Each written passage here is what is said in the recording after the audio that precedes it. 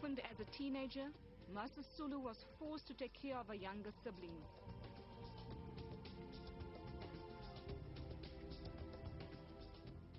In 1940, she relocated to Johannesburg to train as a nurse at the city's non-European hospital. Here she met her lifelong partner and anti-apartheid struggle activist, Walter Sisulu. I met Walter Sisulu in 1942. He didn't want to play about with me, I must say. He just wanted to marry me. We were walking down Elof Street one afternoon. I was off. I visited him. He had an office in town. The office was called Sita Investment in Transkei. When we were walking down, he was taking me back to the hospital. We were holding hands, talking. He started this subject of marrying me. I said, no, I'm not a marrying type. He said, why? Because I've got children to look after. You know, he was holding my hand. He just let my hand go. And he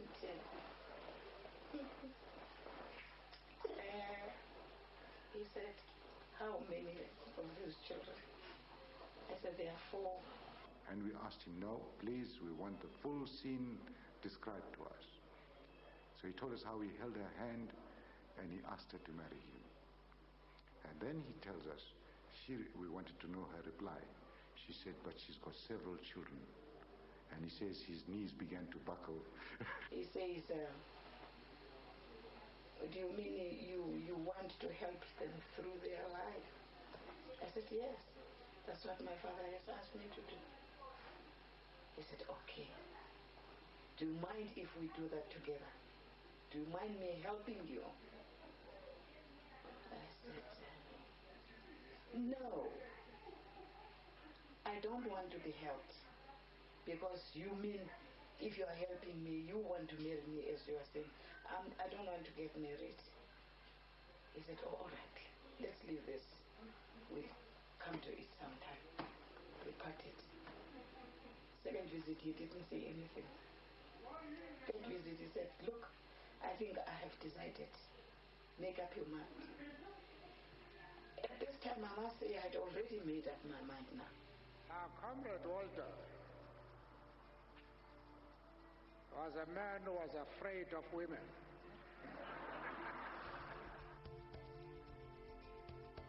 The couple married in 1944 and had 5 children.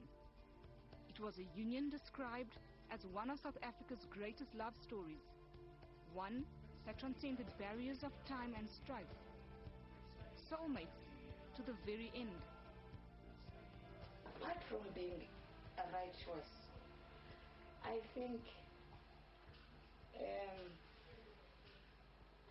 it was God sent to me.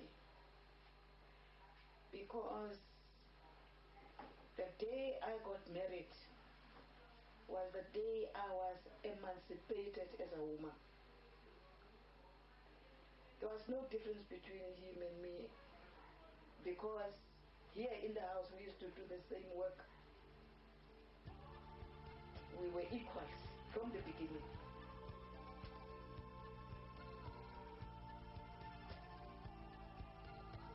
A bond that spanned more than 62 years. One of hope and endurance. We had so much in common. We had developed not only love, friendship, but developed friendship that it was going to be very difficult just to think of going to anybody. It was her husband Walter who drew her into the struggle. One of the highlights of her contribution, the role she played in the 1956 march to the Union Building.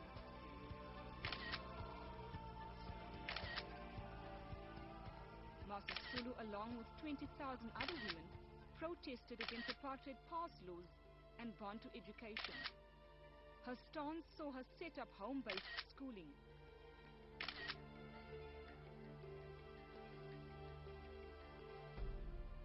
I watched Albertina, grow in stature as she looked after the family and became a role model to me now as a woman.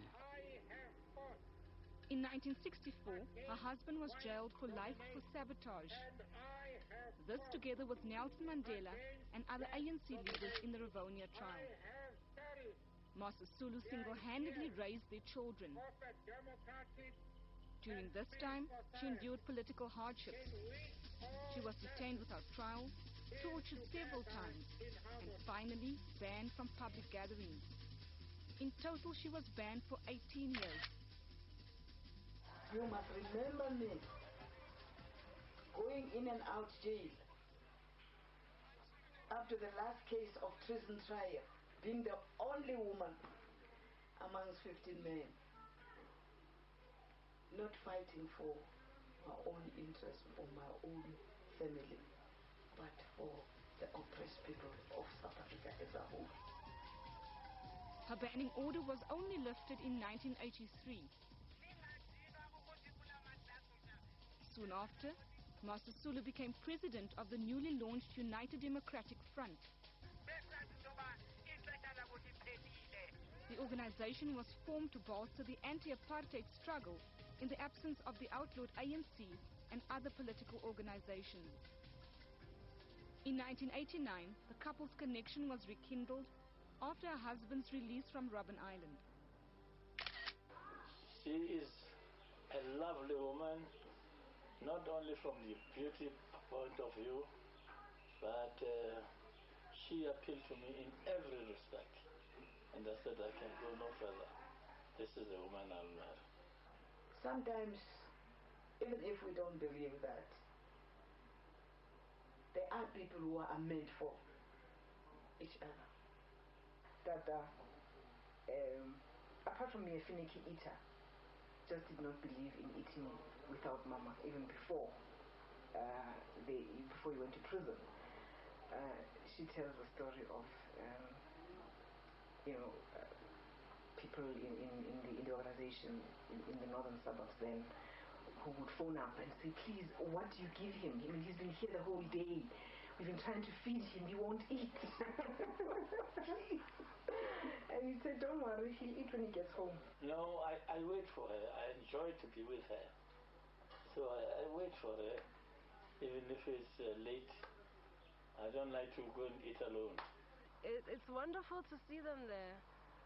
It was actually quite a strange concept when my granddad came out of jail and everything, to see them both sitting together and talking and like nothing, like they'd never been apart, it was actually it was incredible.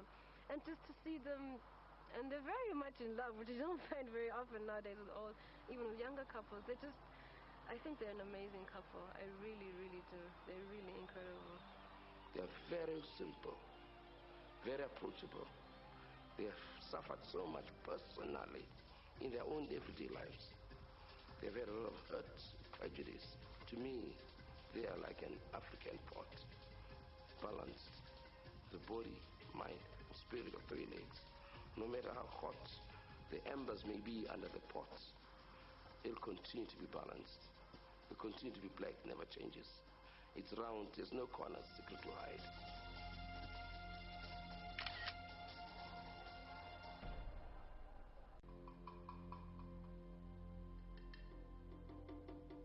Alongside her husband, she spent decades fighting for the country's freedom.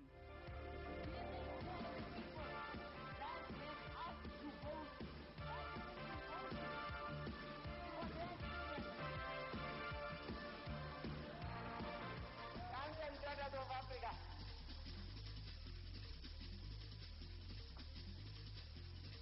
To me today, I'm a Jewish great mother. One day we were sitting in the house and she laughed. I said, what are you laughing at?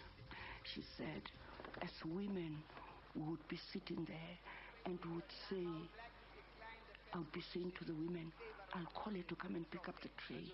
Then you must know this woman who moves with men at night. And of course, I just laughed. I said, is that what you thought of me? And she said, yes, Ellen. Those years I didn't understand.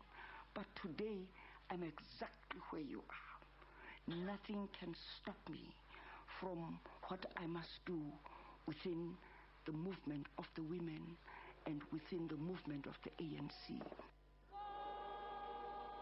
In 1990, she was at the forefront of setting up the National Children's Rights Committee. The organization was supported by UNICEF. With the release of Nelson Mandela in 1990, Master Sisulu played a pivotal role. Amidst the chaos that ensued during the release of Madiba, Master Sisulu stepped in.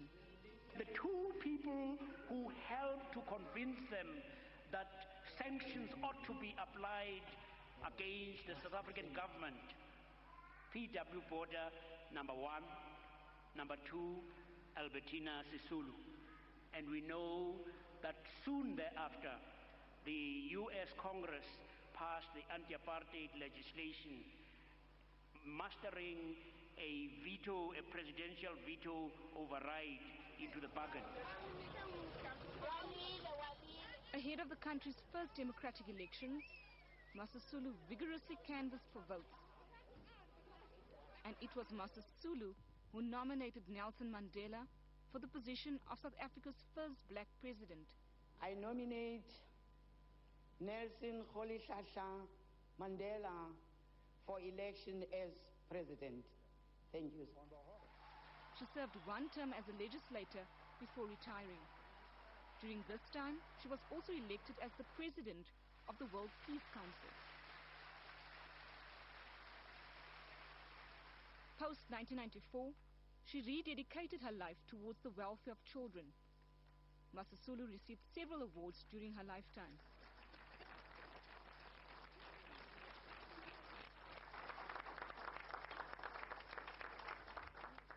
In 2001, she received the Rotary International Award for Women and Children.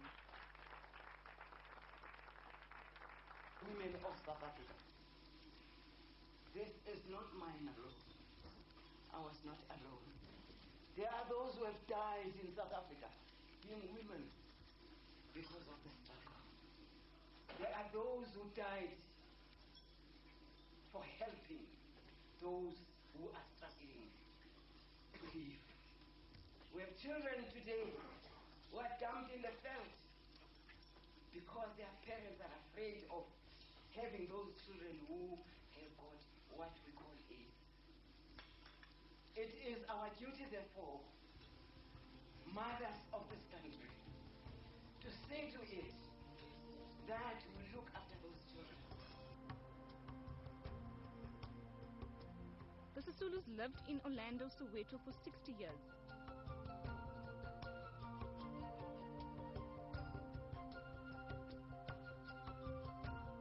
This street is filled with history, shaped by the blood, sweat and tears of thousands.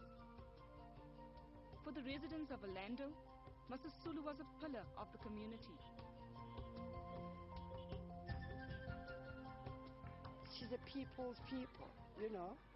There is nowhere you could go hungry if she's there. Up to the fact that if you go to her house hungry, she doesn't want to know where you come from. We had strangers coming in, staying over. I nearly cried. I was crying. I never eat my supper. I said the way I was so cross. Oh, I grew up under this family of Sisulu. And the house was not, it was a 4-room house. And I was a young child. My mother was a friend of Albertina Sisulu. A matriarch, a mother to the nation, Master Sisulu was often described as a symbol of courage, one who kept her family together.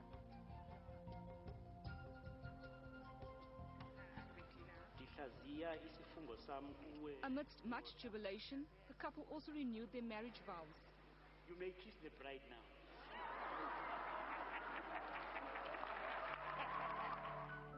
In 2003, Walter Sisulu died.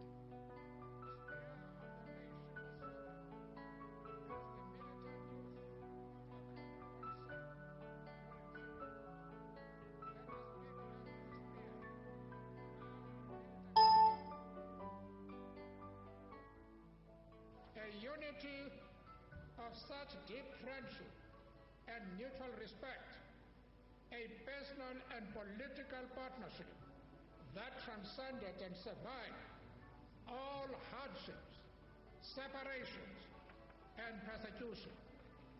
And if our nation has to take an example of its own future together, where better than to look to the family that Walter and Albertina nurtured, held together, and left.